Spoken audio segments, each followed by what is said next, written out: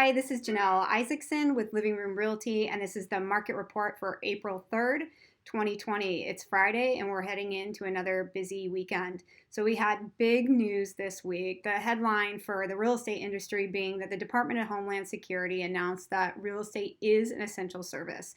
So for our buyers and sellers, this was good news. They can still get access to properties. We're allowed to tour properties as long as there's no more than 2 people on site at any given time and that everyone's keeping 6 feet apart. But we're still able to facilitate keys, paperwork, appraisals, videos, virtual tours, and be able to do most all of our marketing short of open houses.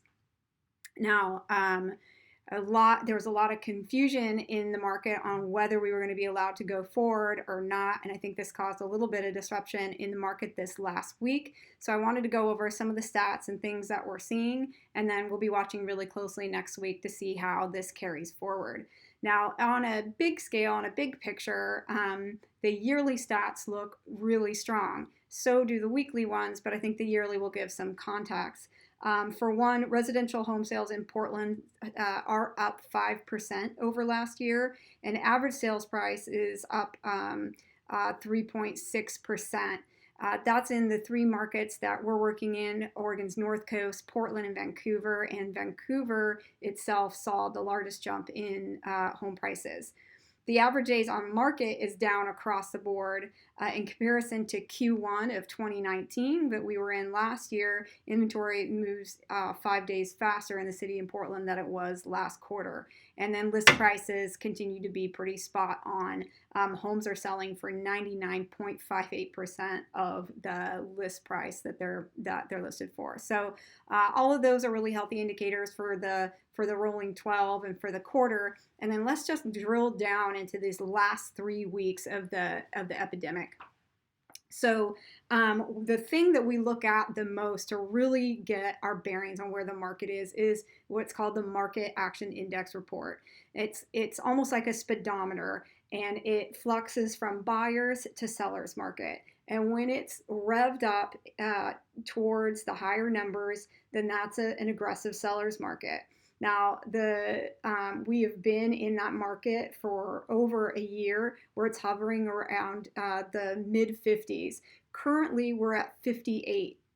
Last week, we were at a 59. A 1-point drop is not significant. What is significant to me is that all through the beginning of this year and leading into March before COVID, we were in those mid-50s. Now, when we hit that first week of the epidemic, it spiked to 62. Now, that's even more of an aggressive seller's market, and I think we saw that as there was a frenzy of buyers.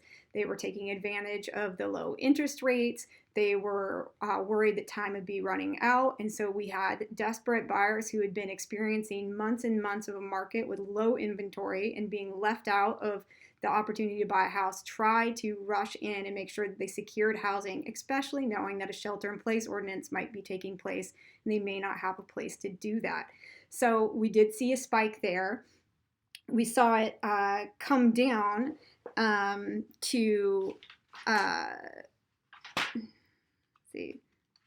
we saw it come down the next week to 60, still much higher than anything leading up to that.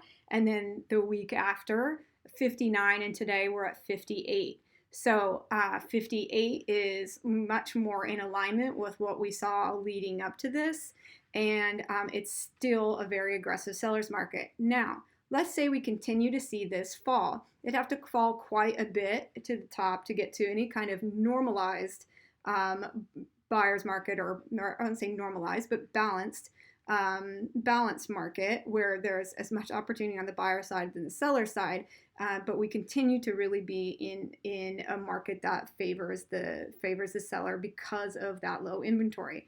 Now we are starting to see more inventory come up, and I've been hearing lots of reports from my agents that they're a little worried about the buyer pipeline with layoffs and other financing concerns right now. We're starting to see some buyers sit on the sidelines for various reasons.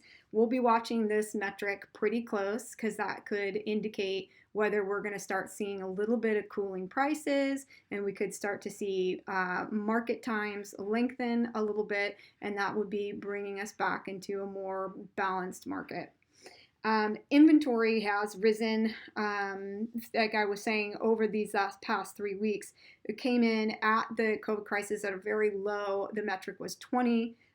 Jumped up the next week to 25, and then as of today to 32. So more inventory is really a welcome news for most buyers, but I think there are some sellers out there feeling a little anxious, or they missed that window of the frenzy.